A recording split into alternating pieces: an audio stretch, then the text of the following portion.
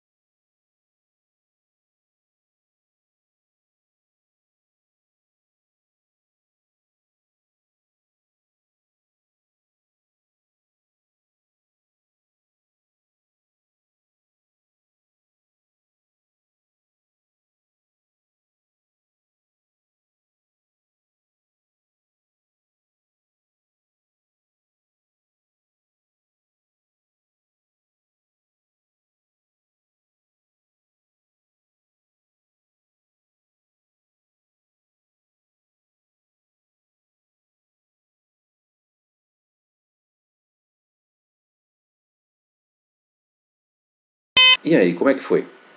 Difícil escrever sob pressão, né? Você viu que tem lá um momento em que aparece uma afirmação, você é a favor da diminuição da maioridade penal, depois a outra uma afirmação também, você é contra. Então, na verdade, a gente tem que ver que a interpretação do texto é muito importante. E lógico, ali você não tinha muito tempo, é um exercício, mas eu espero que você tenha conseguido pelo menos escrever alguma coisinha ou outra. E se tem algum tema aí que você teve dificuldade, não sabe exatamente o que é, você pode me perguntar, eu vou tirar sua dúvida e você pode pesquisar também para você enriquecer então aí o seu conhecimento, ter bastante bagagem, repertório para quem sabe utilizar aí numa redação ou até na sua própria vida de outras formas. Tá legal? A proposta de redação que você tem para essa semana, mais uma, é essa daí do Enem 2019. E eu repito o que eu disse na outra aula. Se você já fez, não tem problema, você pode fazer outra, mas se você quiser refazer também, não tem problema, porque reescrever é um exercício que ajuda muito você a se desenvolver. Tá legal? Então, qualquer dúvida, é só falar com a gente, é só perguntar, entrar em contato. E o material também está lá para você baixar. Boa escrita para vocês e até a próxima aula.